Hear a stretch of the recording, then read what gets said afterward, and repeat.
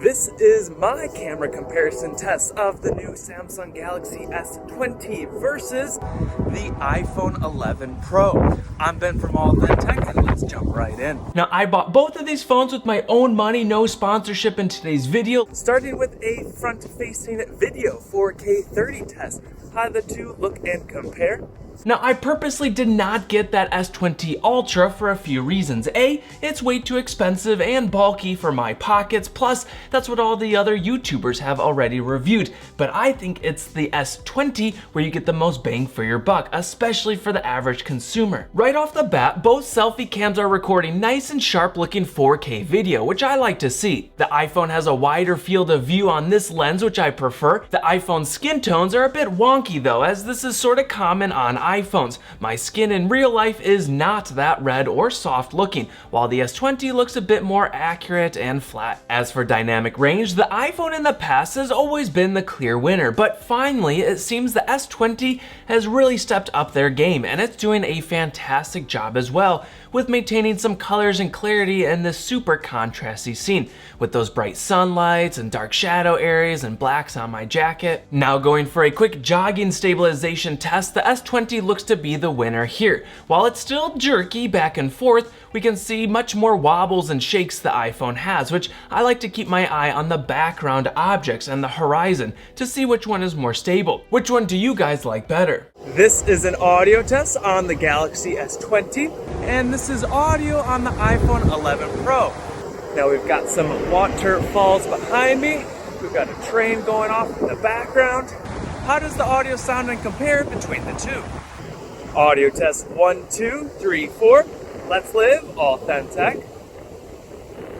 Audio test 1, 2, 3, 4. Let's live, AuthenTech. I'd say the S20 is doing a slightly better job at wind and ambient noise reduction. However, it's a little too strong for my taste, and it's making my voice sound a little tinny and flat. The iPhone is giving us much louder and more natural sounding vocals, however it's at the cost of louder wind and background noise. Jumping to some photo comparisons, starting with a few selfie shots. Now hands down, both of these cameras have been some of my top favorites I've had in years, and I don't think you can go wrong with either. In these shots, notice there's a bit more natural background blur on the S20, which I kinda like. When I switch over to portrait mode on each, I think they both look pretty good with fairly nice edge detection, and again the iPhone is making my skin a little too reddish, while the S20 has that more natural, real-to-life look. Now switching to the rear-facing triple camera setups. These are really fun to compare side by side, and I've always been a huge fan of the ultra-wide lens, creating that immersive, fresh perspective shot. The primary lens on each is 26mm, both at 12 megapixel f1.8. Both of these look really nice and sharp with beautiful colors, good dynamic range, fantastic looking white balance, and clarity is honestly pretty insane for a smartphone camera. And as for the telephoto lens, this is where it gets a little bit tricky. The S20 is what Samsung calls a 3x hybrid optic zoom. And basically what I don't think a lot of people realize, myself included, this is where the 64 megapixel camera is. And as for the lens, well, it's just a little tighter field of view than that primary lens, so all that extra zoom range is mostly digital zoom. Now this isn't necessarily a bad thing, because with that same 64 megapixels, this S20 can also record 8K video, which I had no idea. I thought that 8K was only on the S20 Ultra, but it's here as well. In all these shots, as I continue to zoom in, you'll see that the iPhone maxes out at 10 times zoom. The S20 can go all the way up to 30x, and while it still gets pretty pixelated and sorta unusable at that extent, we can clearly see just how much sharper the S20 looks over the iPhone. It's kind of like night and day difference. And again, just because the camera allows us to zoom all the way into 30x doesn't mean we have to, but to just go third or halfway produces excellent shots. For my eye, sticking to around the 10x zoom maximum is an incredible range to have, and from 0.5 to 10x, the images and even video, as you'll see in a minute, look really good. And look at this, as I zoom into the downtown map sign, it's really fun and impressive to see how much more clarity we have on the S20 with all those extra megapixels going to work for us. I heard rumors that the next iPhone 12 Pro might have a 64 megapixel sensor. This would be great to see. When we're zoomed out on the ultra wide and the the primary lens, I think both of them look pretty dang awesome. Now this was another fun example, switching through the lenses and sensors from ultra wide down to ultra zoomed in on that rocket. It's quite the difference in resolution. Now speaking of those 64 megapixels, this was another big feature I hadn't heard anyone really talking about. And on the S20, we can snap full resolution photos at 64 megapixel. So with the ratio of 4:3, this is a resolution of 9248 by 6936. At first I thought this was a little cheesy and maybe a party gimmick, but I was wrong as soon as I snapped some side-by-sides versus the 12 megapixel iPhone and then started zooming way in. It's again a big difference in terms of sharpness, clarity, and resolution. At the end of the day though, megapixels only go so far, and there's many other important features I like to focus on, like dynamic range.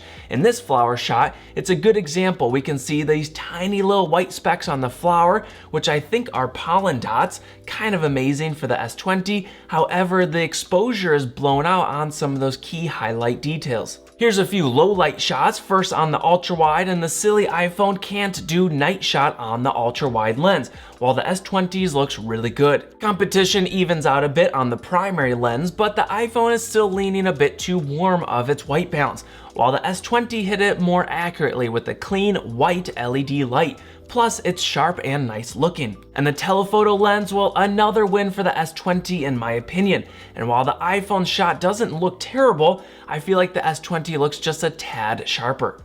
This is a rear-facing 4K 30 video test. How the two look and compare.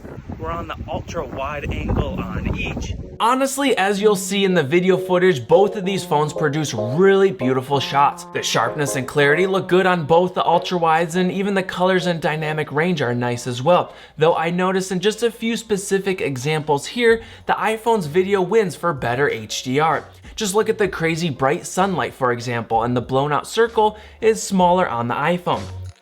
However, a big caveat, wherever there's motion involved, like wobbling the camera around, the iPhone's HDR causes some pretty gnarly HDR flickering that I've commented on before. And it can look pretty bad sometimes.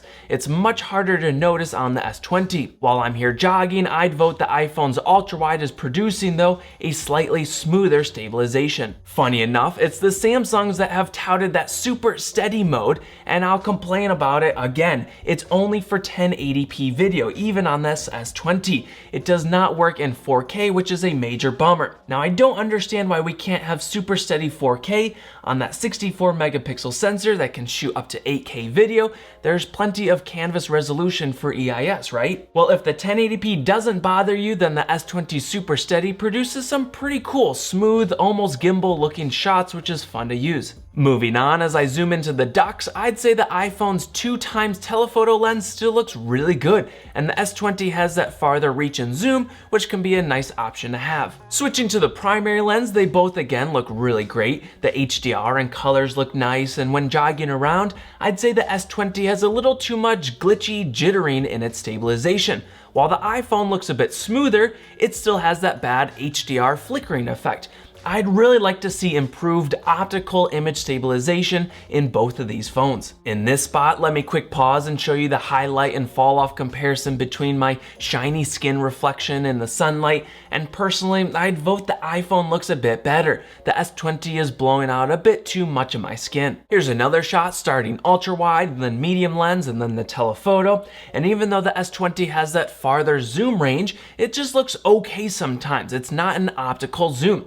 Whereas an iPhone has that 2x telephoto lens, so it's still able to produce some nice clarity at that 2x range. It's funny because 99% of the time when these photos or videos are going to be shared on smartphones and social medias, no one is even going to tell the difference. In my patent pending autofocus test, the results are so close. I have to slow the footage way down, and frame by frame, I was able to notice the S20 was faster to respond to start hunting for focus, but it was oddly the iPhone that more often snapped and locked onto the accurate focus plane, just a few frames faster than the S20, but sometimes a tie, so there you go. As for slow motion, both cameras can record up to 240 FPS at 1080p, and I think I like the quality of the S20 a tad better.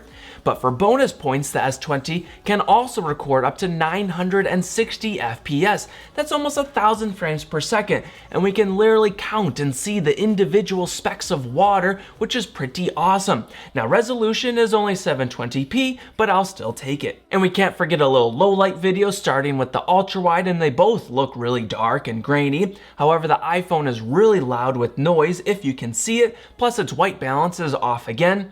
On the primary lens, I'd vote the S20 the winner, as it's a little more real to life looking and sparking a solid balance between color, sharpness, and noise reduction. Jumping to the telephoto, the results are simply magnified. While neither of them look great in this super dark room, I'd say the S20's clarity wins by just a hair. Final results, who do you guys think is the winner? It's pretty dang close. I think I'd say for photos, I'd probably pick the S20. Now, all these were shot in auto, and between the different lenses, the 64 megapixel full resolution, and I didn't even get to show you the full manual controls we have on the S20 app, which I think is so much better than the iPhone. And when it comes to video, it's almost a toss-up. The 8K video is locked at 24 FPS on the S20 and is pretty bad autofocus and jello effect, so it's not that usable unless it's a locked off tripod.